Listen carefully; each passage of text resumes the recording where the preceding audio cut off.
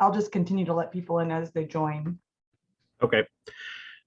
All right, very good. We'll go ahead and get started. I'd like to welcome everybody to our second attempt at a virtual annual meeting. Jeremy Jeske, I'm serving as your president. We've got a slideshow presentation to kind of go through some of the things. I guess we'll just start with a president's report. And I guess the one thing I just wanted to kind of go, we've had a really good year, a great year, in fact. Registrations and transfers are up. Some of that is due to maybe last year not a lot happened because a lot of things were canceled, and so it's a little bit of a makeup for that, but nonetheless it's good news. We went a different direction with our directory this year, and you'll hear more about that in that committee report, but that ended up being another huge success for us. So a couple of those things all led to revenues being up, and we're in a better position financially than we've been in a number of years. Some of our programs like the Ulam Giveaway, the popularity of that continues to grow. Our online sales have been growing and expanding.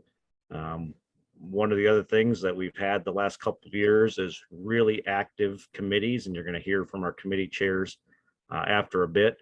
But the committees also have a lot of involvement from non-board members, and so it's good to see more leaders being engaged across the country in the activities of the association. We have a growing and engaged junior board. In fact, they met again last night, and a number of us were able to sit in with their meetings, and you'll hear from them as well. And we're excited that we're moving towards a new registration software program to kind of lead us into the future. So I think those are all things that we can be proud of, and it's due to the hard work of all of our members and a board and a lot of active committees. And I really want to take time before we move to the next slide to say thanks. We couldn't have done any of these things without our secretary, Amanda. We have the best breed secretary in the business, and we're lucky to have her, and we don't tell her that enough. So with that being said, our work is not done. We should be proud and celebrate the good things that we've accomplished. We also need to be realistic. You know, one good year after several decades of trending in the wrong direction doesn't mean that we've fixed all the problems and we can just kind of quit and go home. We've got a lot of work yet to do. We need to continue to be thoughtful. Strategic planning is essential for our long-range success and the sustainability of our organization. We have to all be selfless and put aside some personal agendas and petty disagreements that don't help anything. And lastly, I'd ask everyone to continue to be engaged. Share your good ideas with the board and the various committees, and we're going to kind of talk about that a little bit more at the end of the presentation. So those were some of the things that I wanted to highlight first. Amanda, let's go to the next slide. Again, this up on the screen now, you've got your last year's slate of directors. Hopefully you all know the directors that were representing you this past year. All of the directors except for Jeff Bauman in District 2 will be serving again in the upcoming year. So I know Jeff isn't able to be on our meeting tonight, but certainly want to thank him for his contributions to the board this past year.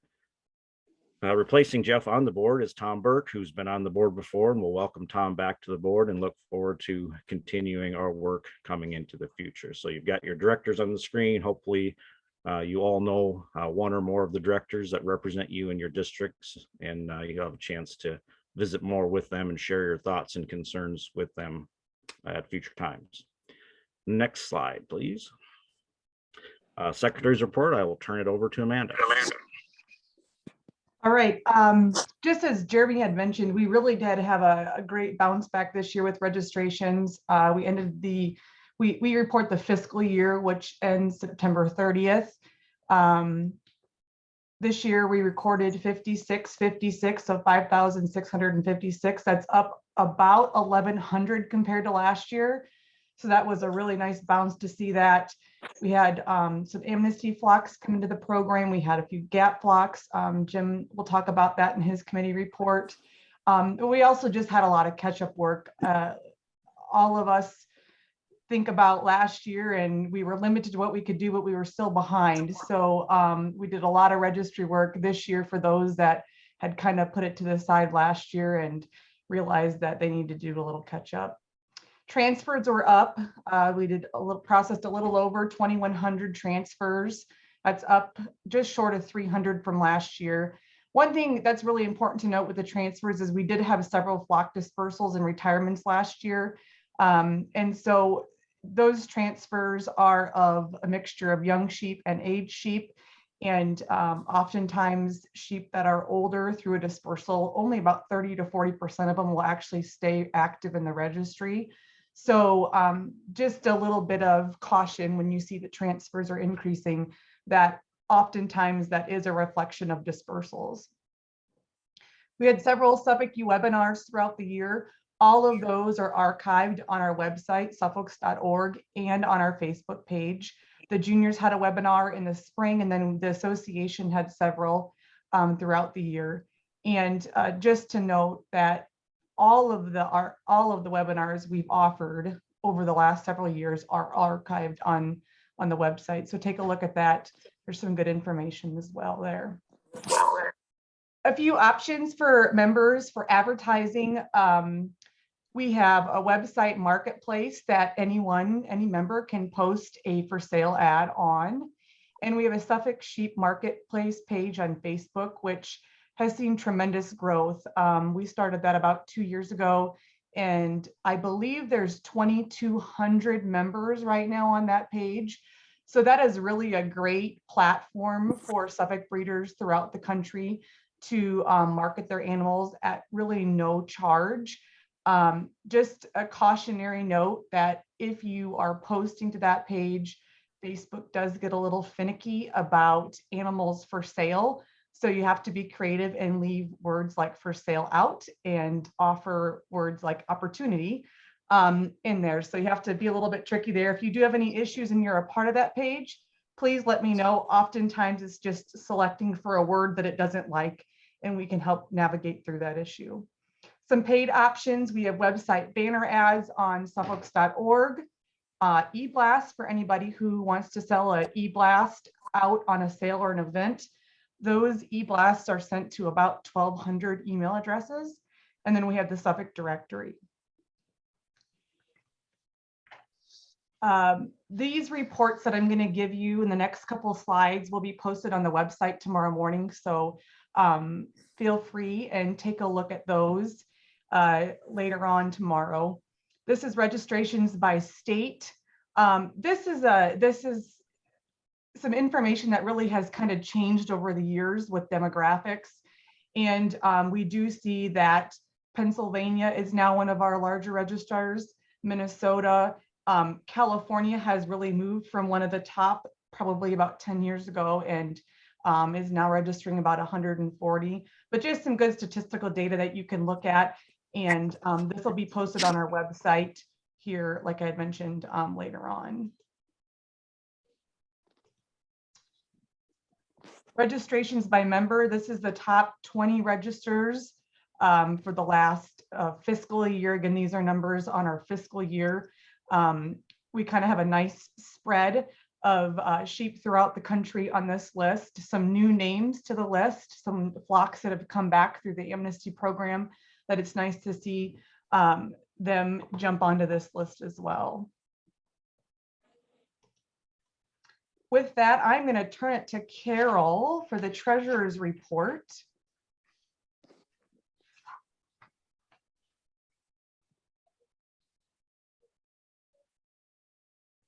Carol, are you? Probably need to unmute. Yes, I'm sorry. I was trying to be good and have it muted so I wouldn't be talking. But anyways, I'm Carol Hoypel from District 2, and this was my first year as treasurer.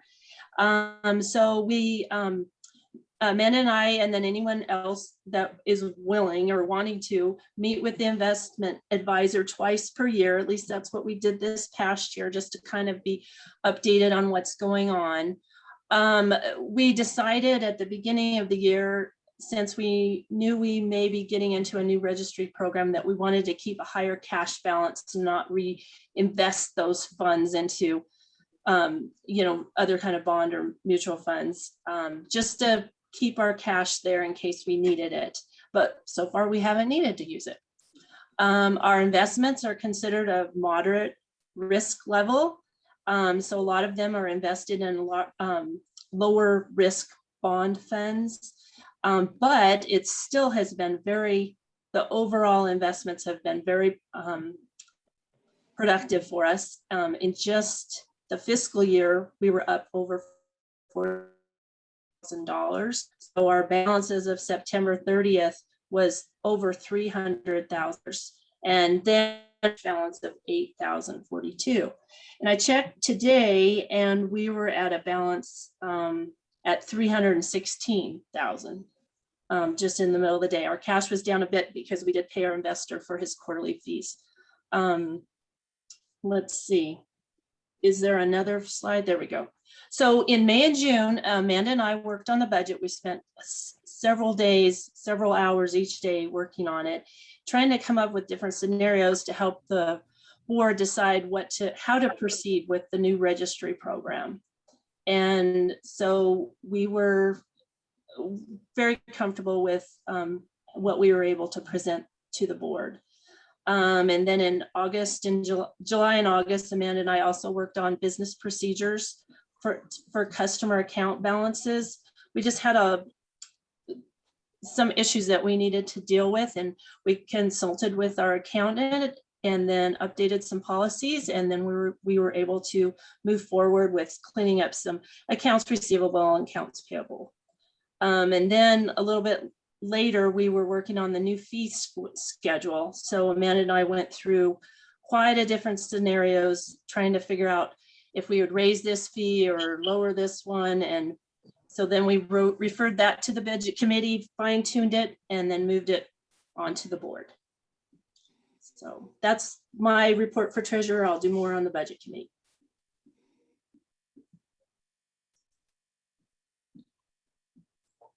Okay, next up, we're going to have a report from our junior association. I'm not sure if that's Nancy or Catherine. I can go ahead and hop on start. Thank you, Jeremy. I'm Catherine Parsley. I'm the current president of the junior board. So I'm just here to give a little report kind of about what our year has looked like so far and what we're looking forward to for the rest of the year and for our new board. So to start with, we'll talk about our online contests. We've just had a few this year. We plan to have 4 in kind of quarters is how we separated the year out. So our first one at the end of 2020 was a color contest that we had like a coloring page people could do. The first one for the beginning of this year, we had a photo contest, which some of you might remember that we used to make calendars last year. We had a pretty good turnout for that. It was really great to see all the photos and entries that people sent in. So that was a good success. And we had a lot of fun with that last year. So that's why we kind of carried it over into this year as well. Our second trimester, I guess you could say, was the Skill-A-Thon for our contests. And that one was super fun. That was a new idea by one of our board members, actually, where people could answer questions and things like that, just about a lot of different things. So that just ended recently. So we're still working on our winners and tabulating all of that. And then what we have to look forward to for the rest of this year, as far as our contests go, is a promotional video. And we'll be advertising that soon. But essentially what it is juniors can send in a video of them promoting either Suffolk's as a breed or their farm. And we'll be able to judge those and choose a winner just for the best video and most creative and things like that. So that'll be super exciting. So the next thing that we have is the All-American to look back on from this year in July. It was a really great turnout. Our banquet was awesome. We had a lot of people there. We said goodbye to one of our board members, Ty Schullerman. He graduated. So that was sad, but we introduced a new board, and it's been really exciting because we had several new members. I believe there's a slide. The next slide has all of our new board members. We had, I think, 4 new interns that we included and a couple people that came back that have been there in previous years. So that is great to grow it and have more interest, and people are excited to join and be a part of the junior board, which is awesome and super encouraging to me. And then to look forward to this week is the North American. I'll have our Suffolk show this upcoming Sunday. Just a few things that we'll have for the show on Saturday. We're going to have a social event before the sale. And it's just going to be a root beer float social. We're going to have it outside of the sale, hopefully, so we can have members and people that are coming to kind of get a little bit better of a turnout than we have in the past few years. So we'll be doing that right before the sale. And then we'll also be handing out our t-shirts at that root beer float social as well. And we'll be having a meeting afterwards, after the sale, kind of as a meeting to see each other face to face in person, because that'll be only the second time that the new board has gotten to see each other since the All-American, whenever we were first put together. So we'll have our junior exhibitor photo for everybody that's there in their t-shirts that we've designed and we've ordered. We're going to do that before the show on Sunday as well. And then we'll also be having the silent auction this year. I know a lot of people missed it last year, so that's something I'm excited about. I know we've been posting about the different things that we'll have, like stained glass and a couple other items. I had Nancy free to add in, but it's been a great year, and I'm super thankful that I had so much support and everything like that. So thank you.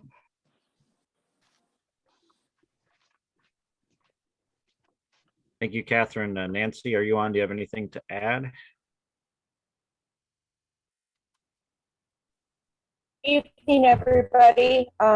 Just Catherine did a great job. There's not much more I could possibly add to that, but I have really enjoyed working with this year's board. As she said, it's been really excited. We have 4 interns. And then those of you that know Wesley, he was a previous board member who has returned. And then as you can also see from last year's board, we have 4 still from last year's board that's on this year's board. Just to point out, as Catherine said, she's the president. Joey Slack from Lake Geneva, Wisconsin is our vice president. Creed Harker is our secretary for the 2nd year in a row, and I appreciate Creed stepping up and doing that role. I know that is a role not everybody enjoys doing, but he's done a great job. And then Wesley is our treasurer this year. So great group of kids, and looking forward to what they're gonna have for next year's slate as we're closing out 2021 with our contest. And I know they've got a lot of great ideas for next year. So really looking forward to it. Just want to take the time to, again, thank the senior board for all their support, and Jeremy and Jeff for being on our junior calls and having that added mentorship for the kids. It's been really great. And thank you to all of the membership for your continued support of our junior association. I know the kids really do appreciate it, and so do I. Thank you, Nancy. Next, we're going to introduce our Suffolk Ambassador, Wesley. Why don't you introduce yourself and tell us a little bit about what your plans are? Hi, so as some of you may know, I'm Wesley Linke. I've been accepted as the Suffolk Ambassador back in July, roughly. So since then, I've, just to give you all a little background about myself, I grew up by the town of Lane, South Dakota, living beside one of the senior board members, Jim Van Dyke, and I've kind of been involved with sheep ever since. I've been actively involved throughout my years of growing up in the Suffolk Association, between being on the board, attending multiple different shows, and just actively being involved in raising a flock of my own. So I'm currently living in DeSmit, South Dakota, working at Legend Seeds as the production specialist. I graduated from Mitchell Technical College last spring with my associate's degree in ag business. Been working for Legend Seeds ever since then. So there's kind of a background to myself, and I look forward to working beside all of you guys to help promote the Suffolk breed and keep it growing strong. So thank you. Thanks, Wesley. We'll move into a foundation report. Amanda, I'm not sure who's taking this one. I've got it, Jeremy. Bill Royer. we established the foundation, the United Suffolk Foundation 2 years ago to support the Suffolk breed. Now, the foundation is able to provide tax deduction for any donations that come into the foundation. And then we provide support for the youth, education, and research initiatives within the Suffolk breed and even within the sheep industry. Our programs for the past year, we've given 2 scholarships, and we took the Ulam Giveaway program that had already been established by the association, moved it into the foundation so that as those lambs are donated by a breeder, they can be tax deducted. So that's the basic thing that's changed from that. We also created a entrepreneurs fund, grant fund that is open for people interested in bettering the Suffolk breed. During our 2 years, we've gotten donations of cash. We had 1 flock was donated. We've had ram semen that's been donated, and we've had equipment and Suffolk items that have been donated. Now, it may sound like we've had a lot of money come in. We have not had a lot of money come in, but we're off. We feel like, particularly with COVID, we're off to a pretty good start. I think don't quote me on this, but I think the total amount that has come into the foundation has been in the range of $19,000. And we've paid out some of that currently in the foundation. We have approximately $12,000. We have big goals for this. When we set our foundation up, we had a goal of bringing in $50,000 within the three-year period. So we've got a lot of work to do here in 2022. So our emphasis though for 2022 are going to be communicate. And one of the things we're going to be doing is we'll have a webinar early in the year that we hope all of you will tune into so that you can understand more about the foundation, more about how a person might give to the foundation through estates and any kind of donation from 401k, IRA, annuities, insurance policies, a number of different ways. We're also want to communicate more and more with all Suffolk people so they understand. And I want you all to feel free at any point to call myself or any member of our board. And I'm just going to name our board off. I didn't list them on there, but our vice president is Brenda Ray. Our treasurer is Tom Burke. John Peck is on the board. Wayne Scartbeat. Bill McCulley. And Amanda. Am I missing anybody else, Amanda? I think I've got it covered. Ron Alves is on special projects. What's that? Ron Alves is on special projects. Yes, Ron Alves is on a special assignment right now. So, and has been a good contributor to our board during the past year. That's it, Jeremy, for me. Thank you, Bill. Yep.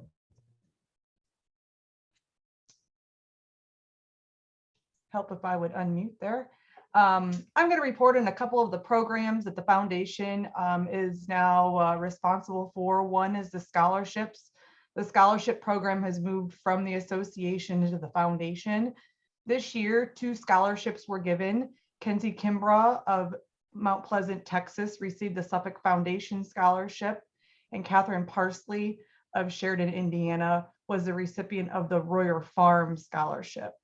All of the scholarships the foundation offers are on the foundation's website, so you can learn more about what those are. The next program I'm going to report on is the Ulam Giveaway. This is a program that continues to be really popular with the youth, and we have great support from our membership, from this Senior Association membership, for helping us make this successful. First of all, I want to thank the donors of I call it the 2021 ULAMs. It's the individuals who won in 2020. They received a ULAM this past spring.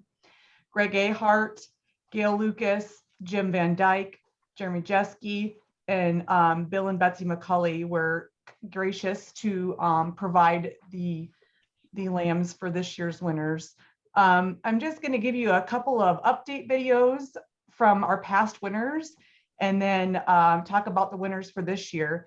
Just as a heads up, I tried to adjust volume on these videos, but hopefully it works on your end. So you may have to turn up your volume or turn down your volume. I guess it'll be a surprise for all of us. It's always a gamble to get these to work right. So here's our first update from Abigail. She won a ULAM this past year, and from McCulley, Suffolk.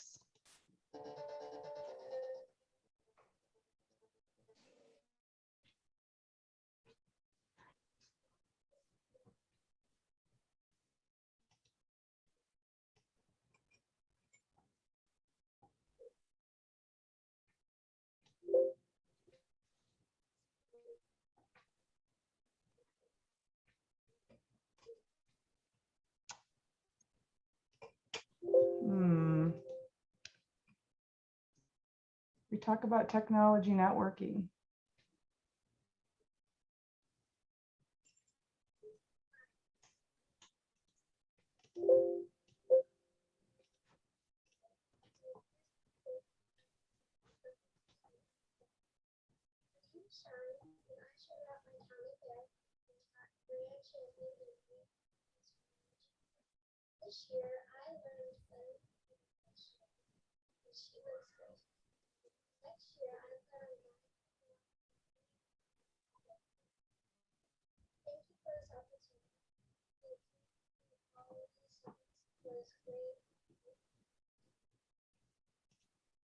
Based on Jeremy, I'm wondering, did that not work?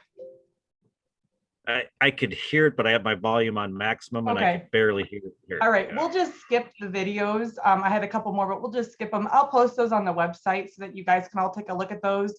I appreciate 2 of our winners this year. Oh, let me stop this. Now it wants to work. I appreciate 2 of our winners, Abigail and Emery, for giving us some update videos. So please take a look at those when you get a chance.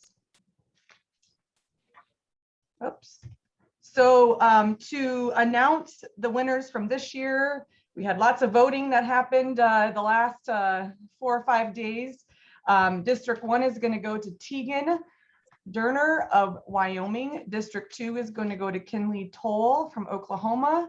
District 3, the ULAM giveaway winner is Summer Jones of Illinois. And District 4 is Victoria Kovacs of Ohio. So those are the district winners. And the overall winner is Joanna. She's from Washington State. I'll have to put this video up so you guys can watch it, since the volume isn't working quite right. But what happens is she actually gets to pick a ULAM from any of the flocks offering a ULAM as the overall winner. So congratulations to them. Thank you for everybody for helping promote that program. We had, I think, 117 shares the first day that I posted it. So that was really great to see that kind of support. With that, I will turn it over to Randy Hodges for the Bylaws Committee. So I hope everybody can kind of see the bylaws change. It will affect a few things going forward. This was kind of the last step in a process that we've kind of gone through the last probably year and a half. I know I saw there was a slide that Amanda put up for the meeting that did kind of show the kind of the breakdown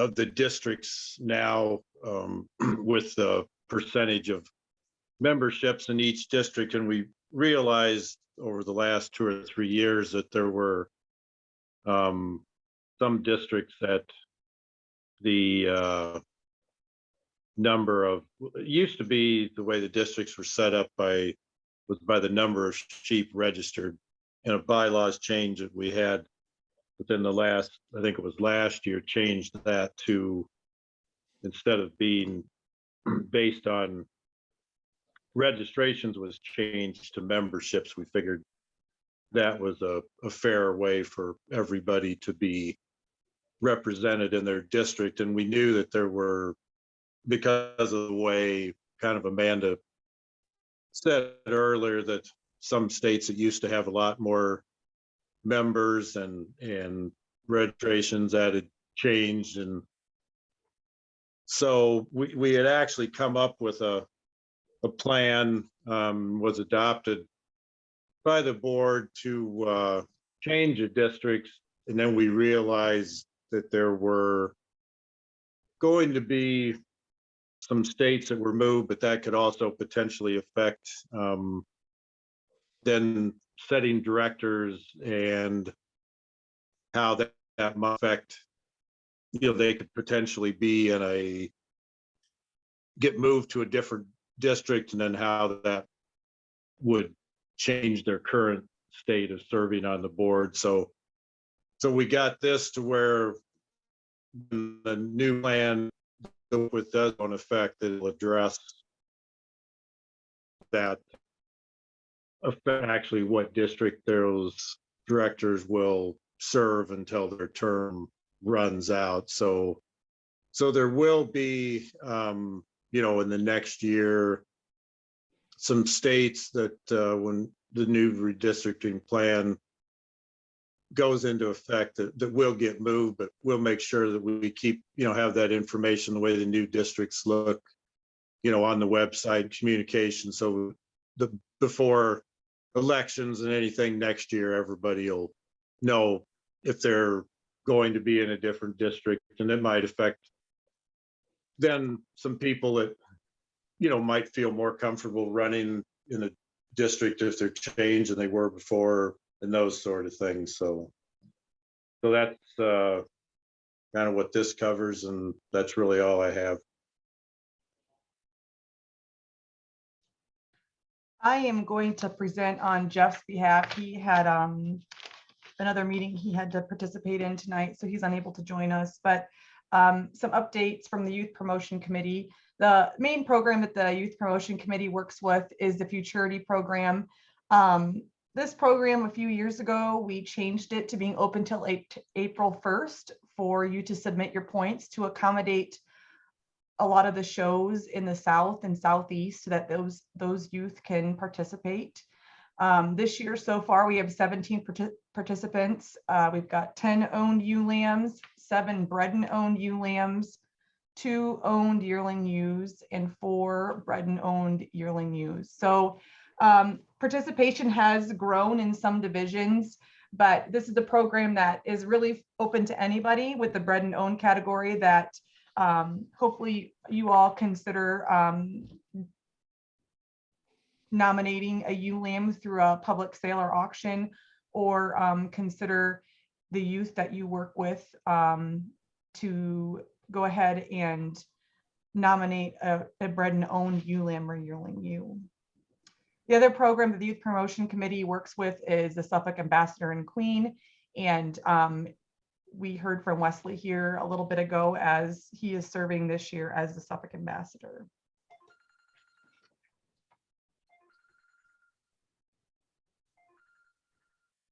Okay, Budget Committee, Carol. Okay, as the Budget Committee Chairperson, our committee met probably at least 3 times during the year, and then had several email back and forth on discussing things. We worked on and approved the proposed budgets earlier in the spring, summertime. We also approved the new proposed fee schedule, and that went to the board and it was adopted with just one change. We suggested to the board that we give a 10% discount on all directory ads paid for by December 31st of each year. And then there's several more ideas we're investigating to help generate income and reduce expenses. And we're hoping that in the future to keep utilizing our great skill set that our secretary brings to her position. And that's my report.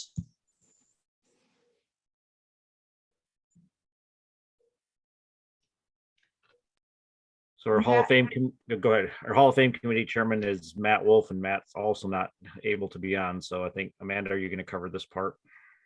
Yes. So the Hall of Fame inductees will be recognized a week from tonight in Louisville, Kentucky. This year's inductees are Marlon Bergen family from Minnesota, Alan Cullum from Michigan, Jim Pfeiffer and Kurt Berkey of Illinois, and Bill and Susan Schultz of Ohio.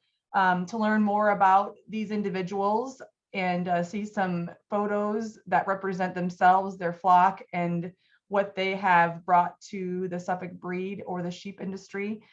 Those will get posted here on the website within the next couple of weeks. So I encourage you to go and take a look at that information. So next up is the directory committee. And again, Matt Wolf chaired this committee. And again, he's not able to be on the meeting tonight. So Amanda and I are going to cover this part, but this was a change in direction as far as who provided our directory. And it really exceeded our expectations. We worked with Showtimes to publish it. And the things that we had were really a high quality product that was done by an earlier deadline, and we were able to generate a lot more revenue back to our association, and a higher percentage of the ad revenue came back to us. And so it went really well, and our committee is currently working on the plans for the upcoming and as was mentioned in the budget committee earlier, of the incentives to help alleviate workload later on and keep our fiscal situation doing well, is to offer a discount for those ads paid for by December 31st. So if you're a flock that knows you're going to advertise, if you want to make those arrangements and purchases and get your bill paid by the end of December, you can save 10% on that. And so again, we're real excited about it. I heard a lot of good comments everywhere I went about the new directory and the look of it and the quality of the ads. I hope you were all satisfied with that. And so anything I missed, Amanda? No, nothing there. I will say though that I had a lot of people contact me wanting promotional items, including the directory. And I encourage you to do that throughout the year. I am very willing to send you 10, 15 copies of the directory, so that if you're going to a state sheep association meeting, or if you're attending a state fair, or you're simply having, a sheep group that's coming over to visit your farm. We also have some members that like to have a couple on hand for buyers to hand them that when they come to visit on their farm and purchase some animals. So just don't hesitate to shoot me an email or give me a call and request those. I'd be glad to get those sent out to you. Breed Improvement Committee, Brenda. The Breed Improvement Committee had a very active year. We had a 16-member committee, which was really a lot of folks to try and accomplish our business online, but we moved ahead throughout the year. We had a number of meetings. We did quite a bit of our work divided up into subcommittees that then would come back and report to the entire committee. And so that helped us to function with so many folks online. One of the things that the Breed Improvement Committee felt very strongly about was that the association needed to move ahead on the new online registration program. And so we really, as a committee, we voted to send a communication on to the Strategic Planning Committee and the board that we felt as though the association needed to move forward. And the board did respond to that. And as you all know, we are moving ahead with this exciting new program. The committee was provided advice on what will be on the new registration certificates that are going to be created by the new program. And then there's another really exciting component to the new online program, and that is where members will have an opportunity to record production performance, phenotypic measurements, all of the record keeping that many individuals do within their flock. They will now be able to record that online. So it's there's a lot of work that's going into this program right now, and the Breed Improvement Committee has been very instrumental in honing in on what are the things that need to be included. Next slide.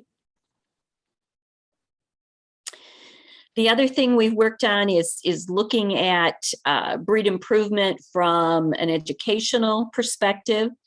We did hear in the needs assessment that was conducted last fall that education is important to our members.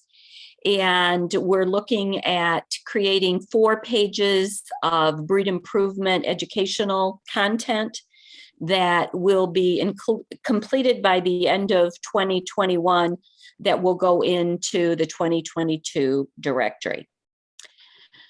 Outreach communication is something we also took on.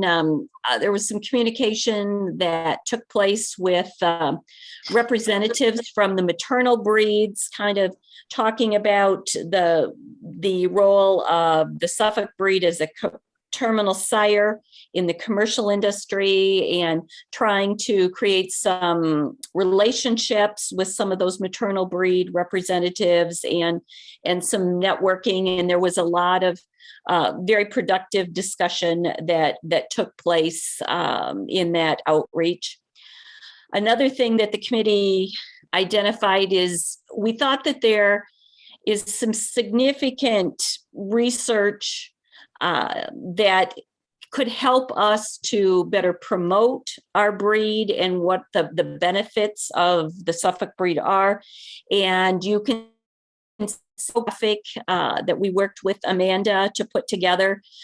This has been used in a couple different advertisements and social media, and it demonstrates how the Suffolk breed is really the leader when it comes to other breeds and being a terminal sire. And so this was an easy to understand infographic that was put together to reflect some research that was done.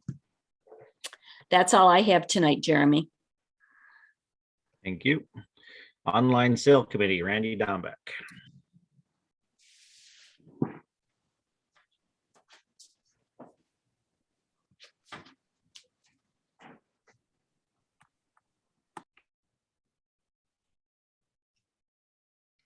Randy, are you on?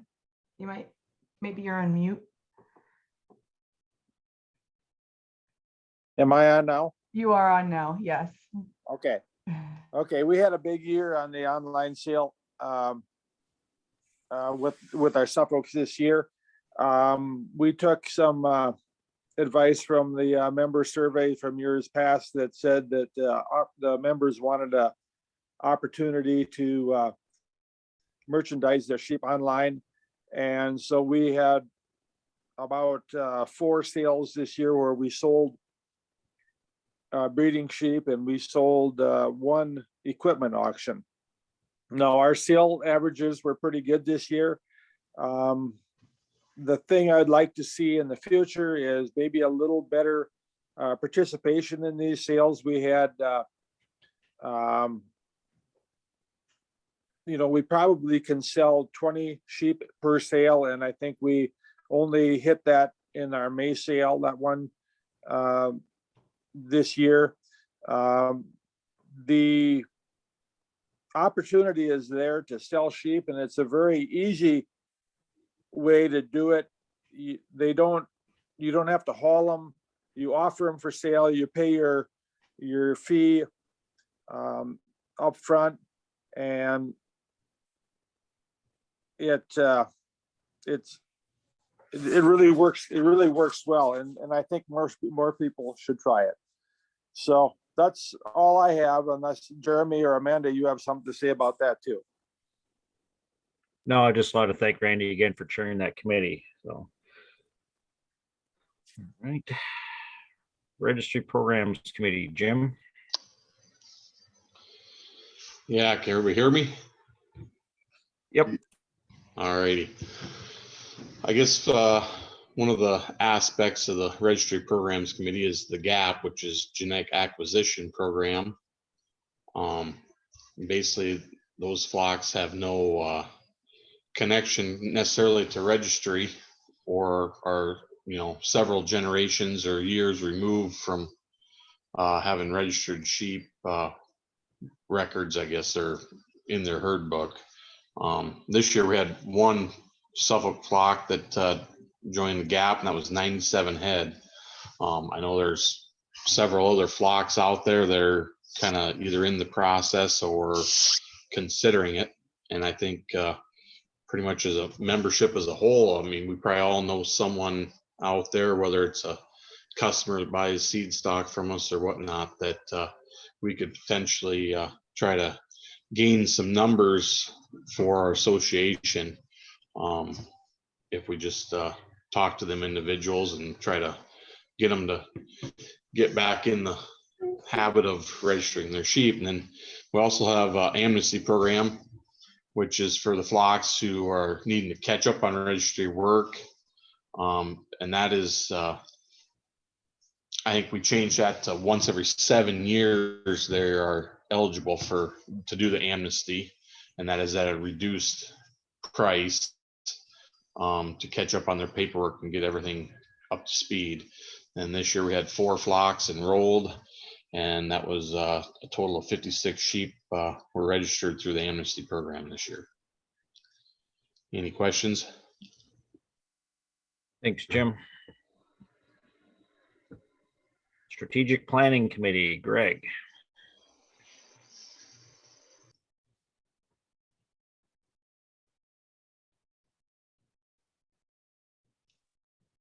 Greg, I think you're on mute.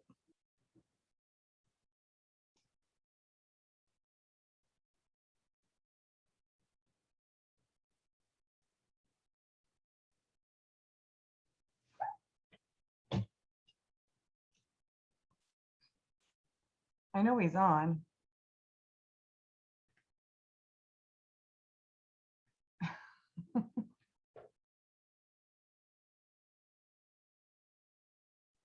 Are you there, Greg? You're on mute if you He are. says unmute me.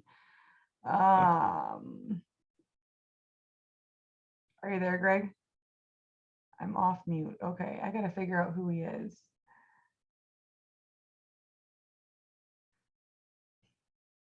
Give me a second. I'm just scrolling through the attendee list to find him here.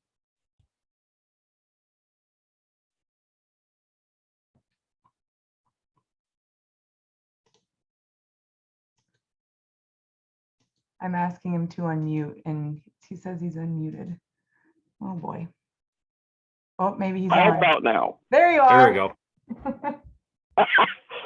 And guys, this was the one time I was actually ready and prepared. So my apologies for that technology of it. Want to, as we go into the Strategic Planning Committee report, I really want to thank the committee members that were part of this.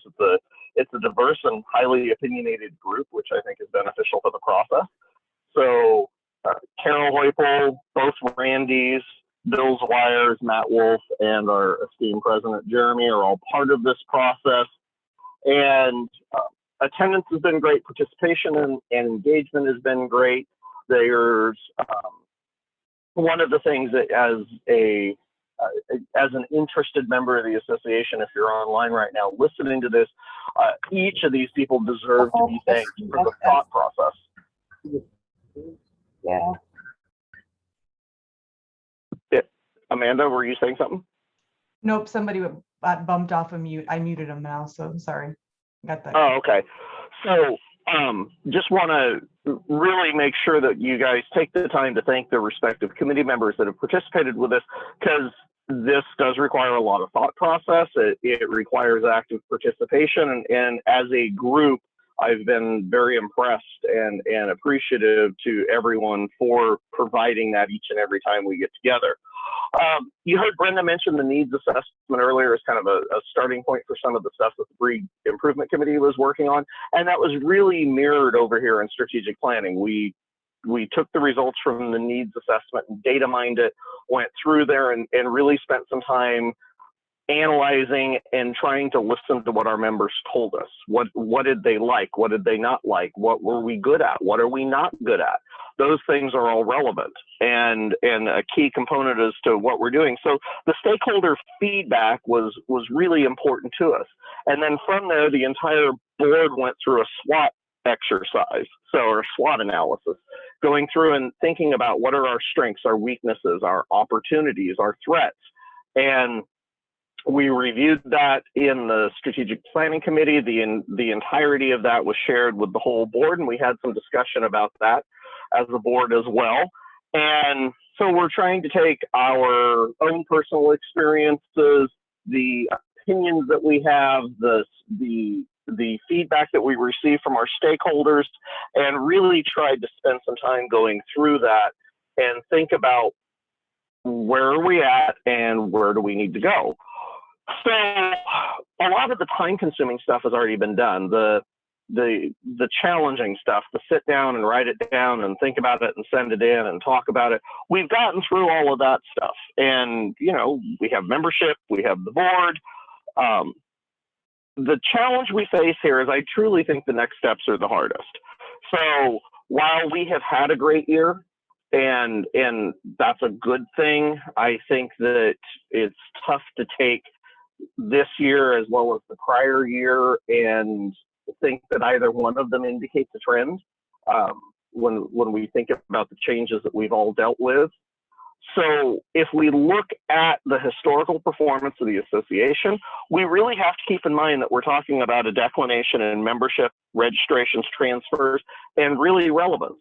So the breed that used to be able to support 2 associations supports 1 now. We're not the highest number of registrations by a margin inside the industry. So as we really look to the future, we have to look to the past and think about what didn't work. And some of that can be challenging. Some of that can feel a bit personal at times. And we're all going to have to get outside our comfort zone as we look to moving forward. And my own opinion, the person who was chairing this, or actually I think Amanda was chairing it, she was doing the heavy lifting. I was just the person that yapped on the phone. But my personal opinion is we're probably going to need to think about an outside facilitator as we tackle some of the next steps.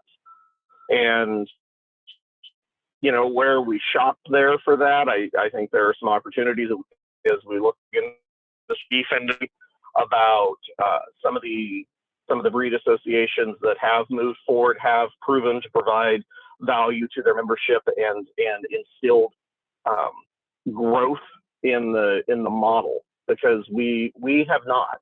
And so that's my report, Jeremy. Amanda or anyone else from the committee, if you have anything else to add, I'm certainly open to it, but that's kind of where strategic planning sits at the moment. Yeah, thanks, Greg. And I would just echo that Greg said this committee met very frequently, especially throughout the summer while we were having kind of every other week meetings, and a lot of the other committees were very active as well. So we'll move on to the next one, Registry Software Committee. Amanda, you going to start this one? Yeah, I'll just touch briefly on what we've got going on with the new registration program. The programmers are currently building the program. We've signed a contract with Digital Beef. They are a company that several cattle associations such as Shorthorn, Gelby, and others use. And so it's a data-driven software program with lots of online features that will be beneficial both to members as well as the window shoppers, I call them, those who are looking and want to learn more and have some time on their hands if they kind of want to see what's out there and available. We hope that this program will be live early spring 2020. The program itself is going to provide members the ability to record their animals electronically. Don't be intimidated by that if you do not feel comfortable with entering the information yourself. We are certainly here to do that for you. That's still an option, and that's no issue for us to do. It's going to have a real-time searchable database that you can search and jump through pedigrees. You will have the ability to view 5-generation pedigrees at no charge. And if you wanted to, for example, look at the great-great-grandsire of a ram you're interested in, you can actually click on that sire in the pedigree and it'll take you to his registration information. So it's definitely something that you can play around in and spend a lot of time learning about different sheep that have been registered. This program also does give us the ability to enter some flock records and data information such as things that Brenda touched on.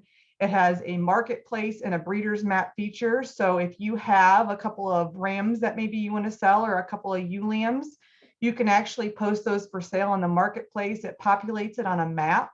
You can load photos of those animals so that viewers can look at what the animal looks like.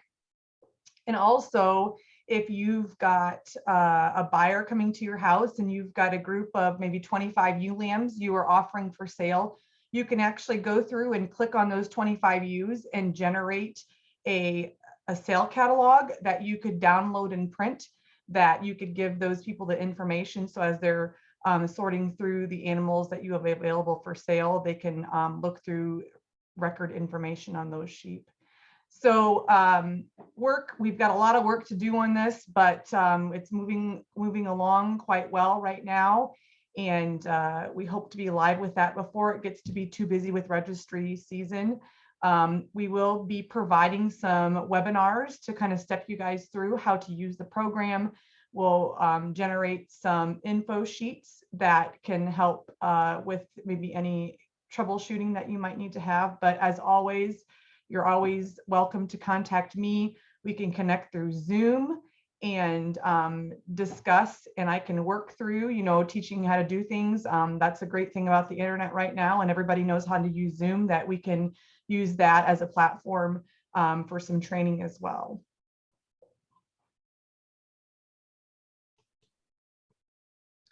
Jeremy, did you have anything else to add? I'm sorry, I didn't ask you. No, I think you covered it pretty well. There'll be more information coming out with all the different features and things that you can do. And as Amanda said, we'll have some trainings to help us get familiar with using the new system. So move to old business. Again, we kind of touched on some of these and in some of the committee reports, but we mentioned some of the redistricting. So if you just kind of look at the numbers, they just sort of got out of proportion over the years. And so the committee, according to our bylaws, we have to sort of keep that in mind and come up with proposals to do redistricting. So I just wanted to show some of the current numbers to see where you're at with that. So move on to the next slide. We mentioned this already. We're working on the new Suffolk Breeders Directory. We also mentioned a couple of different times some possible fee changes. One of the things that has created a bit of a paperwork nightmare or a tracking down nightmare is that $3 postage and shipping and handling fee every time you send in registry work. And so the budget committee actually looked at can we do away with that charge and yet still balance the budget. And so the recommendation is to eliminate that $3 charge, but add a small amount to your membership fee each year. And that way we're not chasing down these $3 overdue bills all year long, and we end up with about the same amount of revenue in the end. So that was one change. The new pedigrees that will come out will be 5th-generation pedigrees, and there will be no charge for that. Again, the new membership fee at 50 and a late fee of 65. And then the new breeding confirmation fee. Sometimes Amanda has to track down information on registry work that's sent in, and creating extra work for her. So there will be a charge added to that. So I don't know if Amanda or Carol wants to add any further explanation on those.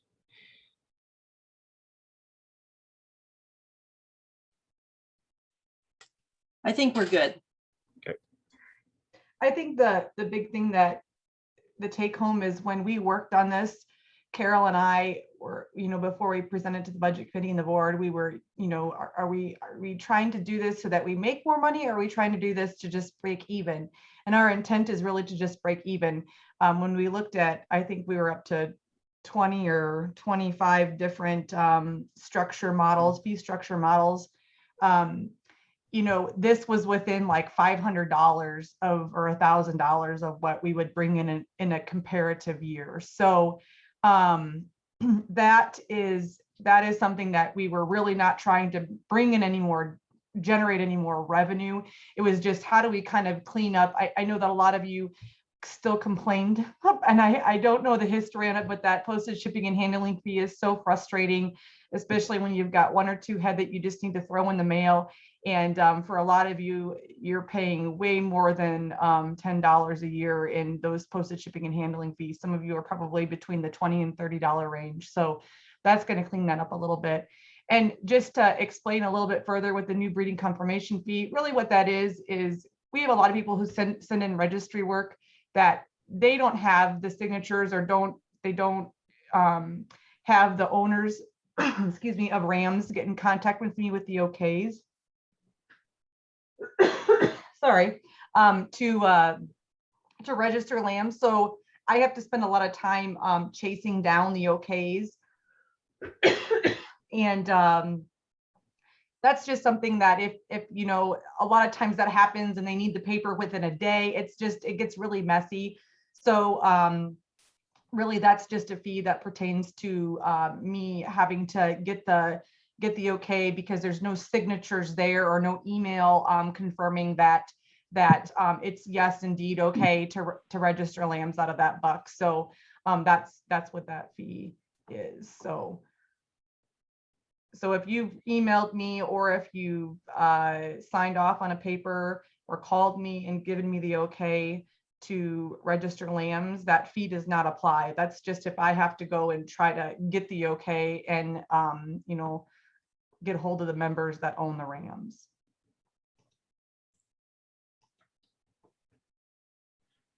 So again, that's kind of what we wanted to cover, just an update on what's been happening, the things that we've been working on, to talk, get a little bit of input on all the things we're looking at for coming up in the upcoming year.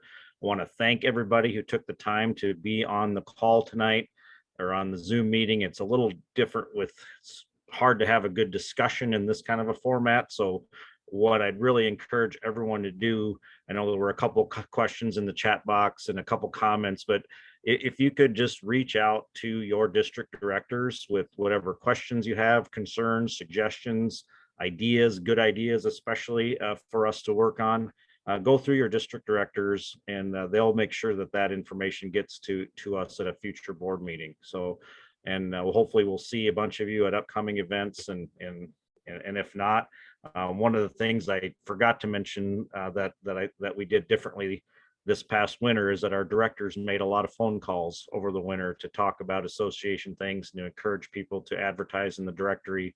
Hopefully we'll do that again, but we had some really great conversations, and so I want to thank all the members who participated in those calls. And if you didn't get a call, please call one of them and share your ideas, because we really do value that input. So I think all we have.